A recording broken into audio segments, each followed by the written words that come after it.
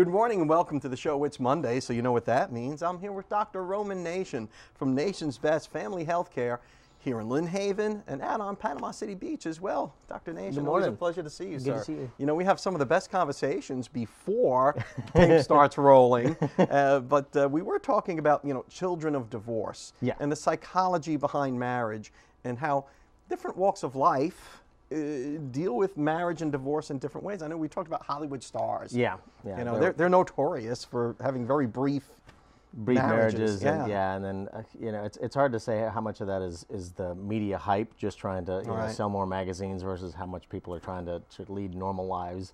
It's rare that you see those stories that come out about like Will Smith and his wife Jada Pinkett Smith. And their kids, because they have a blended family. He's got kids from his first marriage, and she's got kids from their marriage, and they work very hard at keeping a relationship together that's cohesive. And not just modern day Hollywood, even old time Hollywood. People were married a bunch of times. Liz Taylor was married, I don't know, 8 times. Like 8 times, yeah. Yeah, it's crazy. And then you've got the exceptions like Jimmy Stewart and his wife were married for, 50 years or whatever. Until one of them passed away, which is largely the exception. Yeah, and it's also interesting because there's a psychological dynamic that happens in Hollywood with people like Mel Gibson. They were married for a really long time, and then something happens, and we don't. It's kind of hard to understand because obviously we're not in their lives. I'm sure their psychologists and stuff know the difference, but something changes, and then all of a sudden the relationship that was there is no longer a good fit for them, so they leave. Or in some cases they open the relationship where they have serial relationships. While the spouse doesn't know. Things like that. We see stuff like that all the time. But the key to a good, strong, healthy relationship is dedicated time with each other. As many couples and stuff that I see that where they're living together or they live in the same household, they are not together. Well, you can go back to the Hollywood couple. Yeah. This one's on this side of the world making a movie. Right. This one's over here doing whatever. Or maybe one lives in New York, the other lives in California. Yep. I mean, how do you possibly maintain any semblance of a family relationship? Right, exactly. As husband and wife. Yeah, you had a whole documentary about Katy Perry and there because she was married to Russell Brand for a little while. And what the heck was that all about? I don't know.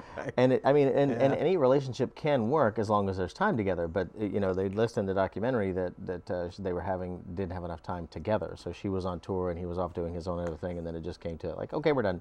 And so they called it quits. And you have stuff like Tom Cruise, who's been married 3 or 4 times now too, to different women.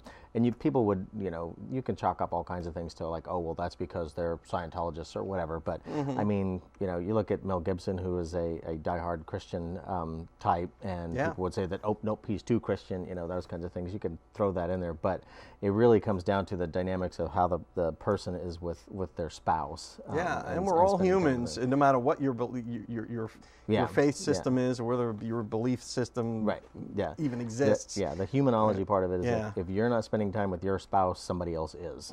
And that's it. Now, I recently saw a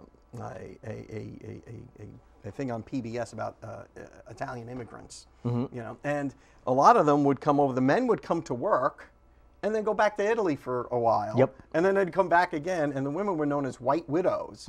And they still maintained that very strong family unit despite the separation. So I don't know if it's modern times or it's a cultural thing, but sometimes families can survive that kind of separation. And we do have to run off to the weather now because we're running out of time, but I want to explore that more with you on the other side of these breaks. We'll be right back with Dr. Roman Nation after your Waking Up with Don weather.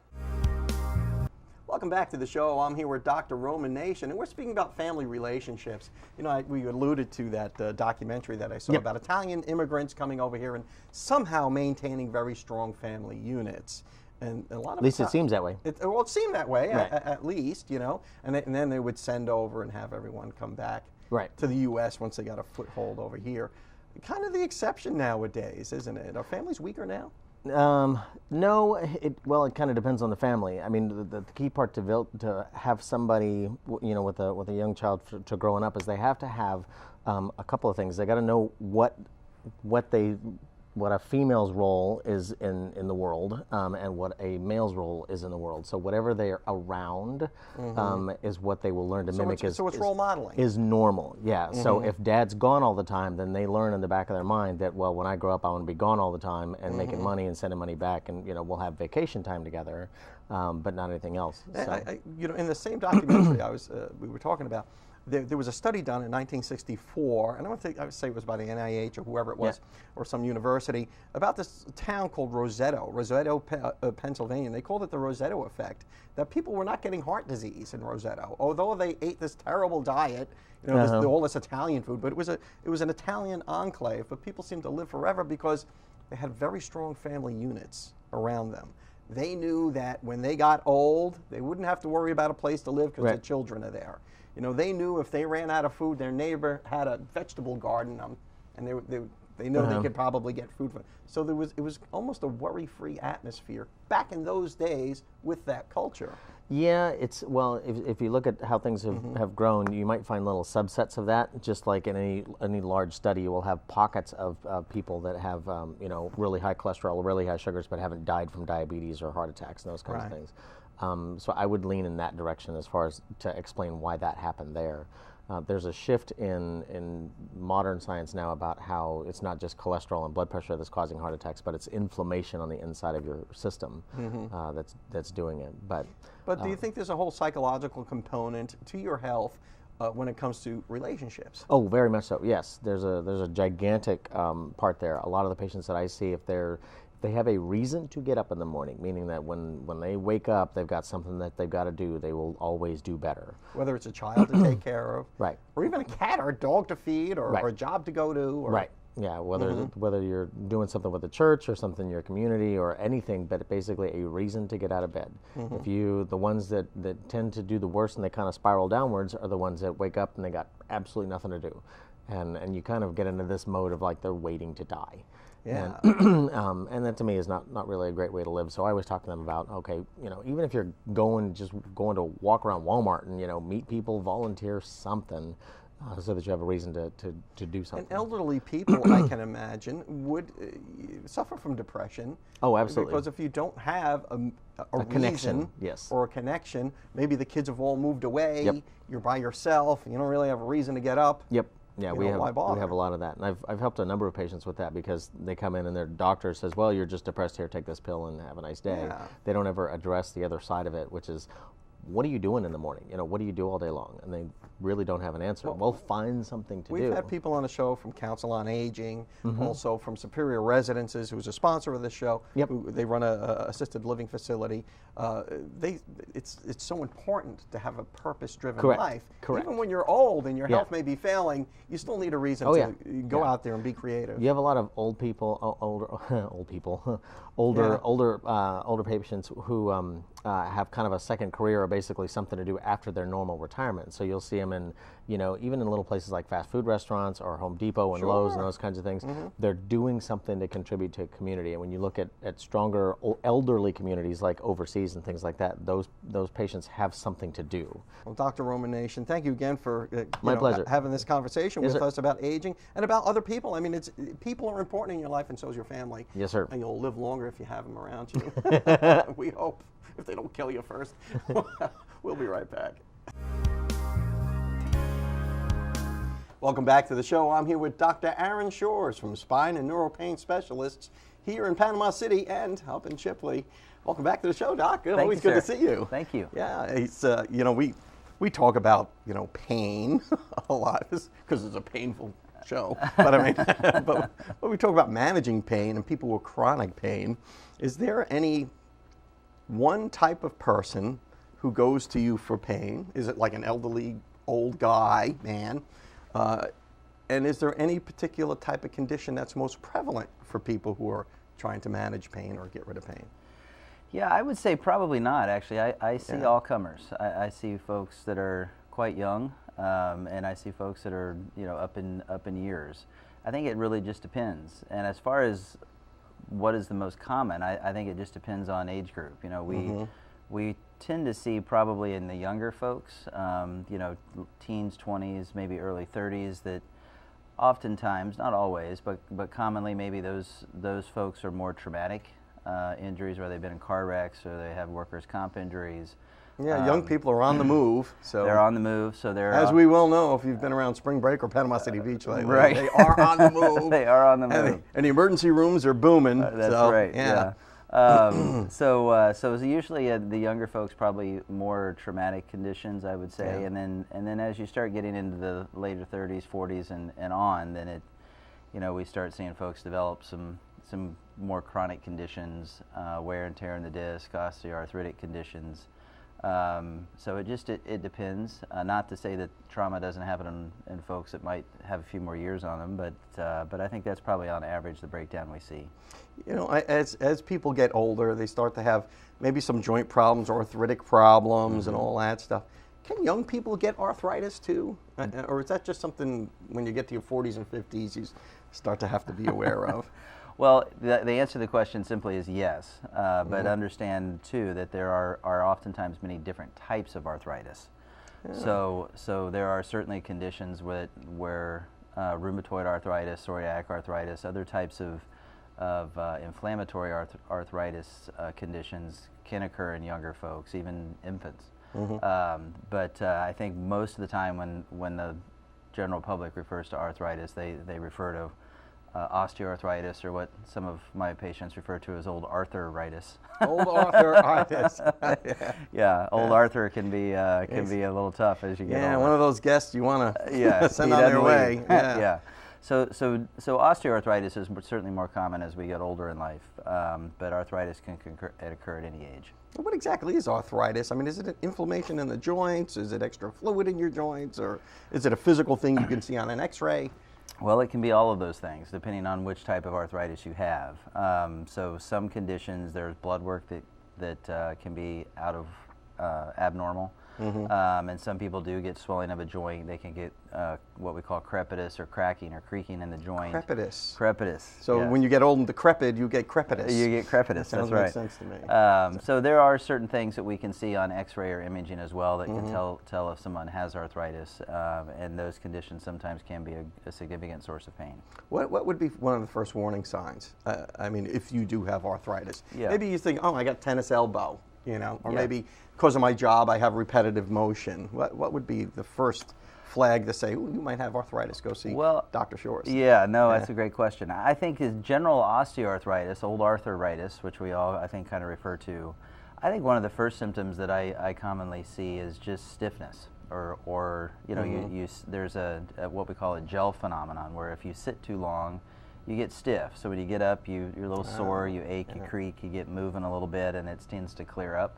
But stiffness tends to be one of the more common. But if you get stiff just one time, after maybe working a day in a yard, that's not a big deal. Sure. But if it happens for a long time, that's something you probably need to. Absolutely. And as always, if you're not sure, ask your physician. But certainly, if you overdo it, stiffness can be common. But Dr. Aaron Shores from Spine and Neural Pain Specialist here in Panama City and up in Chipley. Thank you so much for coming on the show and getting us smart on old Arthur. Thank you. And we'll be right back. Welcome back to the show. I'm here with Christina Williams from Superior Residences here on Panama City Beach. And Superior Residences, if people who don't know, is a assisted living facility, brand new. Brand new. On Panama City Beach. Correct. Brand new resort-style senior living community that offers assisted living and memory care. We're brand new. We will start moving residents in around April the 1st. Now, people have already purchased or signed up reserved. for, or reserved, that's the proper word, to live in some of those apartments that you have there. Yes, sir. So there's still some available. There is, yes, sir. We are booking up quickly. People are very excited about our community. We have over 50% already pre-reserved, but we are still have plenty of room, and are excited to welcome anyone who might be interested in our community. Now, what if you're an elderly person who may be watching this right now, and you're like, well, do I really need an assisted living? I mean, how do you make up your mind? Well, there's a lot of things to consider. We talk about the pros and cons of moving in with us or staying at home, and if anyone's interested, they can go to our website, superioralf.com. And one thing that's really important is the cost. Everybody always asks, how much is this going to cost me? Oh, sure, yeah. Absolutely, money's important. and you work hard for your money and you don't want it to be wasted. But we have a cost comparison calculator where someone can go in and put in their monthly expenses, phone, cable, internet, homeowners insurance, yard man fees, pool fees, any fees that they have associated with their home that they pay on a monthly basis versus the rent for us, and see where they would end up and what might be more cost effective. And you know, the older you get, the more expensive things kind of become, because you know, I have elderly parents, and my dad used to be able to do everything around the house. Well, now he's getting up there in age and he can't. Right. You know, he can't shovel snow because they live in New York. I mean, he can't do a lot of those things he used to kind of take for granted. Absolutely. And with us, it's, you know, one of the things we say, it's all the comforts of home without any of the hassle. We do your laundry, we clean your room, we keep up the yard. There's no yard to keep up. It's just, we change the light bulbs, we change the air filters, any of the maintenance things that the residents need, we take care of. And then they give you whatever medical care you need as well. If Yes, you sir. need some sort of visiting nurse or whatever, you've got a whole medical staff right there to take care of Absolutely. you. And what's so great about us with our licensing level, we can give someone as little support or as much support as they need. They can move in with us very having great health, just might need some assistance occasionally.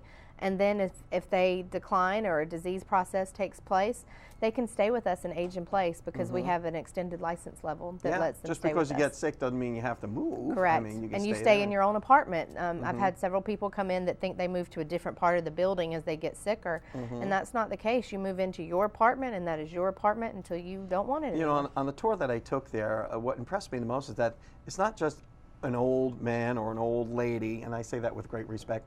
Couples are moving in there as well, where one's maybe in relatively good health and one needs more care, but one can't take care of the other anymore because of the age. Absolutely. We have quite a few couples moving in, and like you said, it's typically one spouse needs a little bit more assistance than the other, and they just don't want to be by themselves anymore. And they can do that because our community is such a resort style, and it feels like home, that the spouse who is still in pretty good health doesn't feel like they're moving into an assisted living or institution. Besides just going to your website and doing that whole checklist, I think there was some intangibles like, you know, having friends, having a community of people rather than just being in your home. And you know, we're so out of time, it's not funny, but it's always good to talk with you about this, because as we get older, you know, we're going to be looking out for our parents and grandparents here. Absolutely. Christina Williams, thank you so much. Thank you. We'll be right back. All right, guys, welcome back to the show. I'm Randy with 5L Fitness, your Waking Up with Don trainer. What we're going to do today is some body weight exercises that you can do from home. It's a little workout routine that I've developed for Don so that you guys can share his pain a little bit and help him get ready for his reunion with the fire department. All right, so the first exercise is going to be the body weight squat. The squat looks like this. You're going to start with your chest up, natural arch in your back, hips, knees, and toes in alignment, and then we'll go down and up for 1, okay? Second exercise is going to be the push-up. So you get in a plank position, start up, and then come down for 1. At the end of the push-up, we're gonna go right into a plank, and then we're gonna do this countdown style. So instead of doing reps, we're actually gonna count down 10 seconds, 10, 9, 8, so on, to continue the exercise with the plank, okay? So let's start from the top with the squat. We'll see how many rounds we can get through together, and then you can continue this on your own too. All right, so starting with the squat. Ready? Begin. 1, 2, 3, 4, 5, 6, 7, 8, 9, 10. If you're tired already, it's going to be a long couple minutes, so bear with me. Push up is next. Starting in an up position, and then we go down. 1, 2, 3, 4, 5, 6, 7, 8, 9, 10. And we hold for the plank. 10, 9, 8, 7, 6, 5, 4, 3, 2, 1. At this point, if you need to grab a quick sip of water, do so, and then we'll get back started, okay? So here we go, back again with the squat. Ready? Begin. 1, 2, 3, 4, 5, 6, 7, 8, 9, 10. Time for the push-up. On the push-up, if you need to take a knee, then just bring them down and do them from a knee if you need to. No sweat. All right, we ready? Begin. 1, 2, 3, 4, 5, 6, 7, 8, 9, 10. Here's the plank. 10, 9, 8, 7, 6, 5, 4, 3, 2, 1. Back to your feet. Catch your breath. Grab a quick sip of water. I just showed you how to do a complete workout with just your body weight. No equipment needed, nothing maybe more than a yoga mat. So, no excuses, no wall. That's what 5L Fitness is all about. If you want to get in contact with us, you can always find us at Impact Fitness and now at Tyndall Air Force Base. Thank you.